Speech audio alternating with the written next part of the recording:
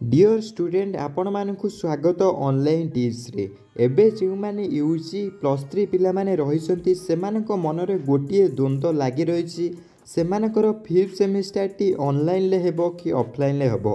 काहेकि ना आपण माने जानिथिबे अधिकांश यूनिवर्सिटी फिफ्थ सेमिस्टर को फेब्रुआरी आरंभ रे करबा को निष्पत्ति नेइथिले आ ताहाकू ऑफलाइन मोड रे माने क्लासरूम रे करबा को निष्पत्ति नेइथिले। तो सरकारकर कोविड गाइडलाइन अनुसार जहाँकि जनवरी 10 पाखर समस्त कॉलेज यूनिवर्सिटी गुड़िक बंद हो जाइए, ऑफलाइन क्लास गुड़िक बंद हो जाइए। समस्त छात्र छात्री माने चिंतित अच्छा से जो फिफ्थ सेमिस्टर टी हबाकू थिला नोटिस आसीथिला ताहा कौन ऑफलाइन मोड रे हेबाकू जाउछि कि जदि ऑफलाइन मोड रे हेउछि सेमानकू कौन कोरोना हेबनी सेमानकू कौन ओमिक्रॉन हबनी। वीडियोटी रे मु मोर मत रखिबाकू चाहूछि कौन फिफ्थ सेमिस्टर टी ऑफलाइन ले हेबो कि ऑनलाइन हेबो।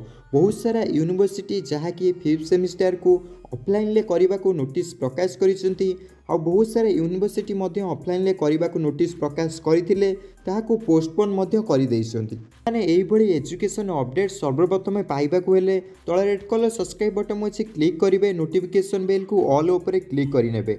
नुआ नुआ एजुकेशन अपडेट सर्वप्रथम ऑनलाइन टिप्स रे आपन को मिली रहिबो।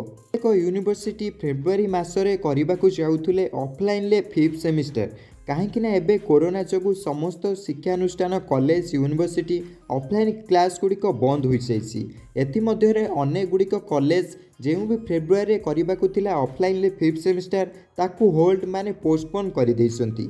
सेथिमध्यरे रेभेन्सा यूनिवर्सिटी एपर्यंत मध्य कोनोसी डिक्लेयर करिनी तार एग्जाम को पोस्टपोन हबो कि न हबो। नॉर्थ ओडिशा यूनिवर्सिटी मध्य एपर्यंत कोनोसी एग्जाम को पोस्टपोन करिवा पई नोटिस जारी करिनी। नॉर्थ ओडिशा यूनिवर्सिटी रे से फेब्रुआरी 8 रे एग्जाम हबा को जहाँकि एपर्यंत नोटिस जारी होइछि।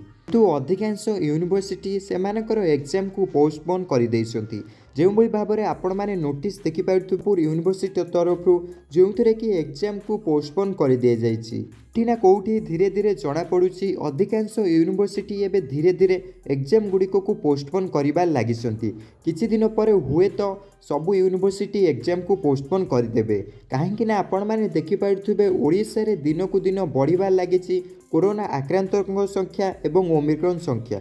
फेब्रुआरी बेलू केबे भी कोरोना संख्यार ह्रास पाई नथिबो आहुरी बढ़िबार लागिथिबे कहीं फेब्रुआरी समय पिक छुईबो बोली वैज्ञानिक माने मत मध्य रखिसंती। समय ऑफलाइन ले परीक्षा करिबा पिलामानकर स्वास्थ्य उपरे यह बहुत प्रभाव पकेबार यथेष्ट संभावना रहिछि। मानकर परीक्षा किभली भाबरे हेबो आउ किछि दिन मध्य एक बैठक बसिबारे अछि जेउथिरे कि कॉलेज कुलपति एवं उच्च शिक्षा शामिल होबाकू जाउछि। सेही बैठक रे जणा पड़िबो फिफ्थ सेमेस्टर टी ऑनलाइन ले हेबो कि ऑफलाइन ले हेबो कि फिफ्थ सेमेस्टर टी पोस्टपोन होबाकू जाउछि।